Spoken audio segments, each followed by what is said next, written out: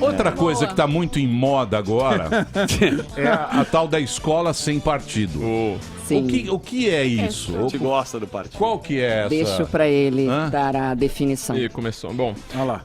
Escola Sem Partido é um movimento do Miguel Najib porque existe muita, o que se está chamando um pouco erroneamente de doutrinação nas escolas. Era o papo que a gente estava tendo aqui no outro bloco, que você só tem uma visão de mundo dentro das escolas. O que eu acho complicado é que Escola Sem Partido ele veio com um nome que eu nunca gostei. Porque assim, a imparcialidade não existe. O isentão? Não é este o tema. É que assim, qualquer... Você não, mesmo que eu fale assim, vou te explicar o que é direita, o que é esquerda, vou te explicar o que é o cara X, o que é o cara Y, que eles não se gostam, é impossível não tomar partido. Deixa eu dar um exemplo pra ele, vou te interromper rapidamente, porque eu falo isso na aula de português. Mas fala que ele é bonito. Quem? Sim. Ninguém fala isso. Não. O seguinte, se você pegar um jornalista que fale assim, por exemplo, na própria casa, Cruzeiro perde para Flamengo. Eu vou te falar que provavelmente esse cara é atleticano. Por quê? Porque na hora de dar a notícia, ele enfatizou na própria casa, colocando à frente, né, uma adjunta adverbial de lugar, que foi a vergonha de perder na própria casa.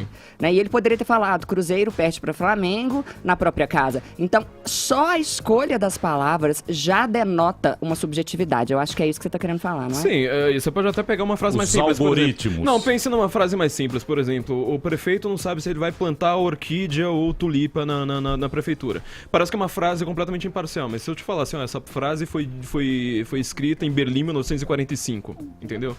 Até uma frase simples dessa, ela pode estar escondendo alguma coisa. Mas o que eu acho o projeto Escola Sem Partido é uma coisa fundamental, que é para alertar as pessoas de que a visão que você tem na escola, ela é uma visão... Ideológica. Uma visão. Existem outras visões. Isso daí também tem. Então, o próprio Frota ele entrou nessa, né? Você não viu que o Frota tava ser punido, os professores vão ser punidos. Flávio, mas isso aí não tem como você impor. Não é uma questão de imposição, aí é que tá a grande questão. Como é que você vai impor isso? Porque o professor ele tem que ter a liberdade ideológica. Ele tem que ter a liberdade para ensinar. Peraí, defina o que é liberdade para ensinar. Ele tem liberdade de ensino. É a liberdade de ensinar. Não de imposição. Exatamente. Por Se ele exemplo, vai falar posso ensinar qualquer coisa. Se ele vai falar eu tenho aqui nesta emissora, nesse momento, eu tenho a liberdade para falar o que eu quiser. Mas aqui você não é professor. Aí, ó, nossa resposta foi a mesma. Eu sei que eu não sou professor, mas o professor, na função dele da cátedra, de mestre, ele tem que... Ele tem que falar. Mas uma coisa é liberdade de ensino, outra coisa é liberdade de expressão. Mas ele não pode dar a opinião dele. Na minha opinião, por exemplo. É impossível não dar opinião. Exatamente. Agora, A escola sem partido seria linda se ela fosse possível. Mas o que ocorre é o seguinte, se o cara vai falar, por exemplo, do afastamento da Dilma, no meu modo de ver, eu penso que ele tem a obrigação de falar por que para algumas coisas foi impeachment mesmo e por que para pessoas para outras pessoas foi golpe. Imparcial. O que ele não pode fazer é escrever lá no quadro golpe. O que ele não pode fazer é ir com um bottom do PT ou do Bolsonaro. O que não pode existir na sala de aula, e eu também já perdi alguns seguidores porque eu postei isso na semana passada, eu só perco seguidor, coisa impressionante. O que não pode haver é um discurso só, um discurso unilateral. Agora vamos chegar ao ponto fulcral da grande de um partido. Pensa numa coisa agora, as pessoas estão falando assim, a escola sem censura, querendo criticar a escola sem partido, dizendo que isso é censura. Primeiro lugar, não é censura, não é. Você está justamente pedindo uma outra visão. Você está falando assim, você vai assinar Marx, só que também explique outras coisas. Você explique que teve gente que já refutou Marx, que isso aí já, causou morticínio desgraçado no mundo, etc, etc. Então assim, você não está censurando, você está pedindo outros conteúdos, você está pedindo para essa conscientização de que você está passando uma visão parcial da coisa. Mas isso não vai do caboclo? Isso vai Teria do que... caboclo. O caboclo que tem que... Não, é uma coisa canônica, Emílio. Não, é uma coisa canônica, Emílio. Você não pode chegar lá e falar assim, eu vou explicar a minha visão sobre o impeachment da Dilma. Entendeu? Isso não existe. Existe um código que você precisa seguir. É isso que a gente tá discutindo desde do bloco passado.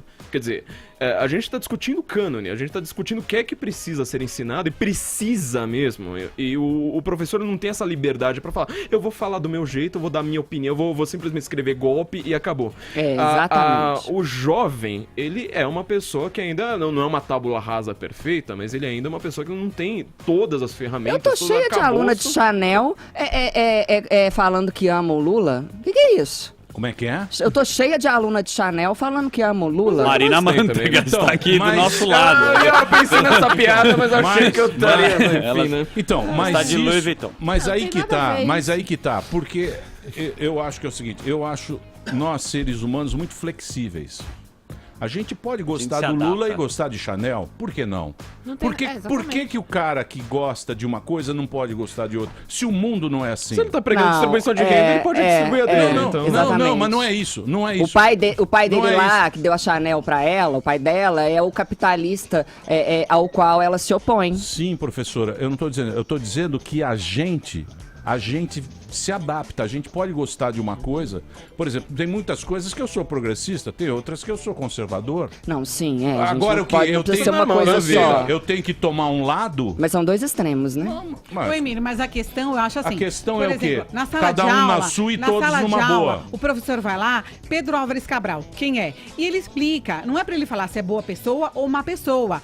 E aí eu acho que o aluno perde o poder de questionar. Então, sobre o impeachment da Dilma, o cara vai lá e dá os fatos. E aí o aluno vai pra casa e ele vai definir. Não, eu acho que não pode ser dentro da escola uma coisa tendenciosa, nem pra um lado e nem pra um outro, entendeu? E a gente é educado assim. E aí você acaba tendo uma formação, uma opinião, mediante aquilo que você aprendeu. Só que você não aprendeu os fatos. E você não chegou a uma conclusão mediante ao questionamento. Tudo bem, já entendi. A visão histórica, sobretudo, do Brasil, ela é extremamente enviesada. Porque você tem diversas correntes na história, isso eu vivo discutindo o tempo todo.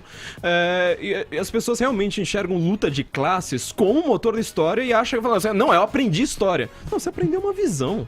Você não aprendeu história, você aprendeu uma visão. É difícil você aprender história, porque você não tava lá no meio da batalha, vendo o que tava cada um pensando, entendeu? Então, assim, é difícil você colocar algumas figuras extremamente complexas, tipo um Getúlio Vargas da vida, sabe? Um Juscelino Kubitschek, só pra ficar nos exemplos brasileiros, pra não falar dos europeus, entendeu? E falar assim, olha, esse cara é bom, esse cara é ruim. E a forma como é feita, como é desenhado todo o programa do MEC, que é centralizado, nacional, não sei mais o que, é pra você chegar no vestibular e falar assim, olha, eu tenho uma visão de esquerda, porque senão eu não vou passar, ponto. Corroborando novamente o meu querido. Então, mas meu a querido visão, aqui, a redação faz isso. A visão da esquerda, sempre, o próprio Bolsonaro, os caras falam, esse cara é ultradireita, tal, não sei o quê. Ele manteve lá, porque ele sabe da dificuldade do cara do Nordeste, ele tá fazendo um negócio, é tudo meio acochambrado. É melhor. Toda vez que eu tive que fazer redação de vestibular, eu fui lá e falei, socialismo é lindo. Entrei na faculdade e falei, Deixa eu explicar isso que ele tá falando, por favor. Do quê? É o seguinte, a redação do Enem, ela é feita a partir de 5 competências, é uma grade de correção, de competência 1 a 5. A competência 1 é a gramática, que é muito desvalorizada. O aluno consegue tirar total com erros horríveis gramaticais. A competência número 2 é da argumento, é de você colocar um conhecimento de outra área no seu texto. E os conhecimentos de outra área das redações que ganham 1000 são conhecimentos com Marx, a gente vê, tá escrito. Como nada. Eu não tô inventando nada, só você pegar lá, redações que ganharam 1000. É sempre com discursos de esquerda. A competência número 3 é da argumentação, a 4 da coesão, e a 5, que pra mim é a pior de todas, é a da solução. O Enem, ele sempre te dá um problema. E ele nunca te dá um problema, assim, por exemplo, argumente sobre... sei lá, vou falar uma coisa bem simples, sobre o aborto no Brasil. Não. Se um dia ele nunca vai colocar o aborto, mas se o fizesse, seria assim, medidas para tornar o aborto acessível a todos, entendem? Ele já te dá o seu posicionamento, de que você deve ser a favor daquilo. Ele nunca é aberto naquilo que é polêmico. Tá, e aí, como ele te dá um problema, ele te pede uma solução.